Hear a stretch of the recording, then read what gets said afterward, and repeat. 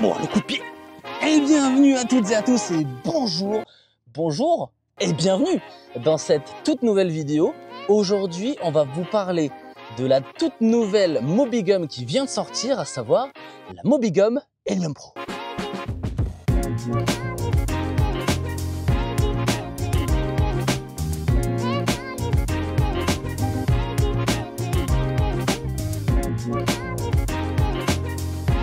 On a la chance, et je les remercie une fois de plus, on ne les compte même plus, Mobigum qui sont là depuis le début. Je me rapproche un peu pour voir comment je suis cadré. Oh, ça fait longtemps qu'on s'est pas vu là, dis donc.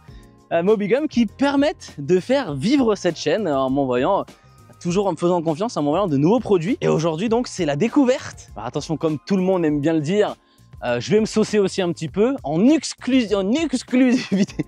exclusivité mondiale. La Mobigum Helium Pro, voilà, la toute nouvelle, le tout nouveau bébé qui vient de sortir. Je vais vous parler un petit peu de toutes les specs. Bon, ça c'est pas serré, il y a quelques petits défauts sur cette trottinette parce que bah voilà, c'est vraiment le full prototype. Mais là, visuellement, de ce que vous voyez ici, voilà, c'est exactement ce qu'on va avoir. Elle est dans la config normale. Donc déjà, ce qu'on peut voir, faut que je me décale, mais c'est que c'est vraiment un monstre. Elle est énorme. On la comparera à l'Helium classique.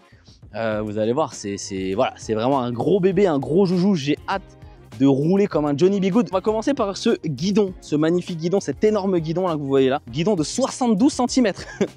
C'est vraiment énorme. Donc j'ai pas encore vraiment d'avis, mais voilà, c'est factuel. On a un guidon de 72 cm avec des poignées. C'est pas les poignées qu'ils ont pu mettre d'habitude. Je les aime beaucoup ces poignées, je crois que c'est peut-être mes poignées préférées que j'ai pu avoir sur Mobigum. Maintenant désormais ils nous ont mis un écran central couleur avec quand même pas mal d'infos qui sont cool. On a toujours comme avant les modes de vitesse 1, 2, 3 etc. On a une petite carte NFC pour le déverrouiller, donc fini les clés. Fini les clés, maintenant on a cette petite carte NFC qui fait plaisir. Bon, c'est du gadget mais moi je trouve ça quand même cool. Du coup on appuie sur le petit bouton pour le mettre en on et ensuite on passe devant pour l'éteindre. Si jamais en plus vous avez perdu vos cartes NFC, parce que je pense qu'ils en mettent plusieurs, vous avez quand même la possibilité de la déverrouiller avec un code. Voilà, avec le petit écran de commande, le petit écran de module qu'on a là, dont on va parler tout de suite. Ok, voilà, donc du coup vous le voyez ici, là, le nouveau petit module de commande. On a le klaxon, on a les modes à modifier, on a l'allumé, on a les phares, on a les clignots qui sont ici en bas. Franchement, on va dire que ce petit combo là, écran, petit module ici déporté, bah, je trouve ça bien. Moi j'aime bien personnellement. Après bah, c'est toujours pareil, hein, c'est les goûts et les couleurs. Vu qu'on a cet écran etc, ils nous ont mis du coup une gâchette type quad. Donc les gâchettes au pouce. Moi perso je suis pas très fan, c'est pas trop mon truc. Il y aura la possibilité sur le site, Mobigum m'a dit, de repasser sur d'autres types de gâchettes pour à peu près une dizaine d'euros. Donc je pense qu'il y aura peut-être la gâchette index, j'ai pas l'info. Je fais une vidéo pour donner des infos, j'ai pas les infos. Les connecteurs qui ont été placés à l'avant, c'est des connecteurs a priori qui sont étanches. Alors moi je vois pas de différence avec ceux d'avant, mais là on m'a quand même bien spécifié qu'ils étaient étanches. On a ici du coup à l'avant, tout en haut, le freinage hydraulique. Freinage hydraulique à 4 pistons, mesdames et mesdames. La petite nouveauté là au niveau du mètre cylindre, c'est qu'on a une petite fenêtre pour regarder le niveau d'huile. Donc ça c'est plutôt cool aussi. Bah, la potence, c'est la même qu'avant. Bon, ça vous pouvez le voir, c'est du détail. Vous avez vu ce giga phare énorme qu'on a. Apparemment il envoie vraiment du pâté. On est sur quelque chose qui éclaire fort, avec un faisceau qui a été choisi spécialement, du coup qui est plat d'avant, un peu diffus sur les côtés. Je crois que c'est une sorte de forme un peu comme ça là. On testera de toute façon la nuit parce que clairement là ça vaut le coup d'être testé. Et ouais, a priori on a un truc qui tabasse vraiment bien. Du coup ici on arrive au niveau de la potence. Donc la fermeture c'est la même que celle de l'Helium. Donc pour ceux qui connaissaient déjà ou qui en ont déjà eu, bah, pas vraiment de surprise. Donc on a 3 verrous. Alors je les ai pas serrés hein, parce que les gars, flemme de bien les serrer alors que je vais pas rouler avec. Donc normalement ils sont bien serrés. On vient lever ici le clips là et on vient la descendre en bas directement. On n'a pas de verrouillage en bas. Voilà, donc bah, ça c'est pareil comme sur l'Helium. Pas fifou. J'ai un peu peur de la position là du LCD qui vient se plaquer là. Alors ça touche pas l'écran LCD, donc a priori pas de problème. Après moi du coup, vu que j'ai un peu peur quand même, je la décale sur le côté. Après très concrètement et très clairement, c'est pour moi c'est pas des trottinettes que je viens plier régulièrement, mis à part quand je les monte vraiment dans la voiture. Et à ce moment là, bah, quand je la monte dans la voiture, effectivement je la replie et donc je fais un petit peu attention. Mais c'est vrai que l'hélium, par exemple, bah, je la replie jamais en fait. Voilà. Mais bon, ça existe et ça a le mérite d'exister parce qu'ils auraient pu nous faire une potence fixe. Comme ça, il n'y aurait eu aucun problème de jeu, il n'y aurait pas eu tous ces soucis-là. Mais ils l'ont quand même mis et ça, franchement, c'est très très bien. Voilà, donc du coup, on a 2 ports de charge, donc ça, c'est vraiment cool. Tant qu'on parle de charge, on peut parler de la batterie. On est donc sur une batterie de 60 volts, 37,4 ampères-heure. Voilà, donc on est vraiment sur une grosse machine, sur un gros bébé. C'est aussi pour ça du coup qu'on a quand même un sacré poids. En termes d'autonomie de la batterie, on peut compter jusqu'à a priori quasi 100-110 km. Alors on sait que Mobigum généralement ils sont plutôt pessimistes dans leur calcul d'autonomie. Je pense que ça aurait été une autre société, ils nous auraient dit qu'on peut faire 200 km avec. Donc généralement quand Mobigum nous parle de 110 km, c'est qu'on peut les faire. Alors après toujours pareil, à 25 km/h hein, sur des routes à peu près clean, etc. Dans des conditions à peu près classiques, pas des conditions extrêmes.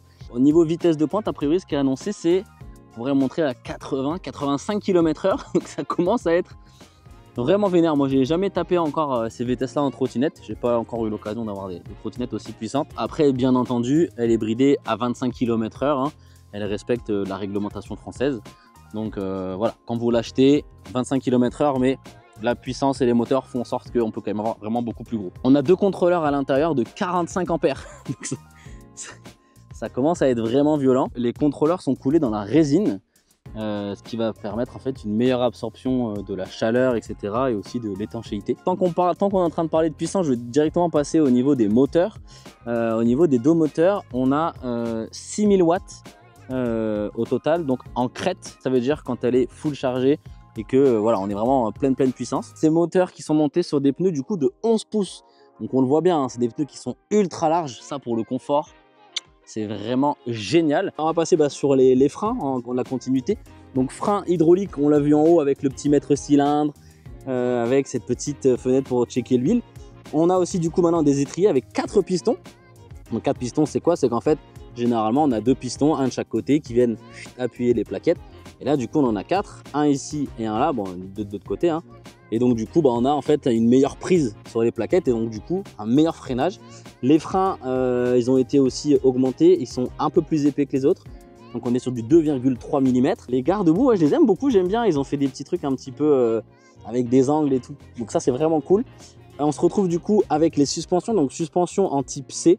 Bon, c'est vraiment ce qu'il y a de meilleur dans les suspensions, en tout cas de ce que j'ai pu tester. Suspension du coup hydraulique. Le deck il est énorme. Bon là pareil, il est légèrement, je sais pas si vous le voyez, mais il est légèrement un petit peu gondolé. C'est parce qu'en fait je l'ai rafistolé avec des petits bouts parce que voilà, c'est vraiment, il faut vraiment partir de ce principe, c'est que c'est le prototype.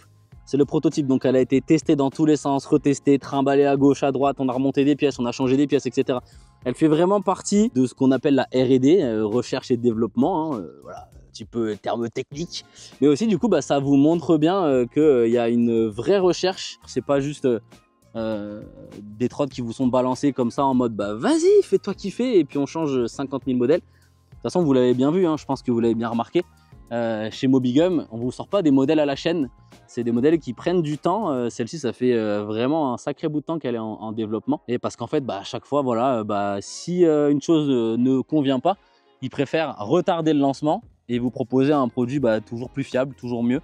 Parce que tiens, je vous le rappelle et je vous fais un petit crochet là-dessus. Mobigum, c'est donc une marque française avec un SAV français qui du coup va vous apporter tout un tas de choses. D'avoir un SAV français en termes de garantie parce qu'ils ont des obligations donc forcément ils sont plus obligés on va dire que d'autres de les respecter que d'autres marques. Acheter une entreprise française, forcément ça nous protège de pas mal de choses et c'est une société qui vraiment a pour vocation de proposer des produits performants avec un rapport qualité-prix le plus juste possible, le plus cohérent et surtout avec des machines qui sont fiables, le plus fiable possible. Après, comme sur toutes les machines, il peut forcément y avoir des couacs, ça arrive. Et c'est là où du coup le fait d'acheter français nous protège des petits problèmes. Vous savez que vous êtes tranquille et vous êtes serein. Si vous achetez, si vous avez un problème avec votre machine, ça sera pris en charge sans problème. Mis à part bien sûr si vous la balancez à la flotte ou si vous vous éclatez la tronche avec. voilà, une garantie, ça reste quelque chose d'assez logique. Ici, du coup, on a les phares. D'un petit klaxon. Donc du coup, on a un petit rappel de phare ici. On a une giga béquille, bah, c'est à peu près la même que sur l'hélium. Donc jusqu'ici, tout va bien. La hauteur, les gars, la hauteur de garde, elle est énorme. Donc ça va nous permettre de franchir des bons gros cailloux et des bonnes marches. Ça, c'est cool. On a un marchepied, un cale-pied qui est énorme et qui est vraiment beau. Moi, je l'aime vraiment beaucoup et qui vient du coup nous dévoiler derrière cette autre suspension hydraulique. Donc ça, c'est plutôt cool. Puis bah du coup à l'arrière, pareil, on a ce petit garde-boue avec le petit catadioptre là, l'étrier double piston, le pneu en 11 pouces, le disque, les fourches en alu. On est toujours sur des jantes qui se démontent en deux, donc ça c'est vraiment cool. À l'arrière là, ici, on a aussi du coup deux petites diodes. Ah, là je pense que c'est pas mal. Bon bah écoutez les amis, j'espère que cette petite présentation, cette petite preview là de ce proto vous aura fait envie. Vous avez le lien dans la description. Les précommandes sont déjà lancées. Il la propose au prix de 1699 €. Moi je me rappelle qu'à l'époque j'avais eu la Varla Eagle One. Elle coûtait 1500 €. C'était une 52 volts, 18 ampères-heure je crois. Avec des contrôleurs, je sais plus ce que c'était, mais genre vraiment, enfin, quand on compare les deux, bon elle avait quand même les freins hydrauliques. Mais quand on compare les deux, genre, ça n'a aucun sens. Après, c'est clair et net que c'est pas une trottinette pour tout le monde. Hein. C'est pas une petite trottinette qu'on va facilement transporter dans sa voiture, qu'on va monter au 3e étage sans ascenseur, parce que bah, elle est large et elle est lourde. En termes de poids, je vous l'ai pas dit parce que je suis pas certain de moi, mais on s'approche la 50aine de kilos. Donc voilà, c'est vraiment un gros bébé.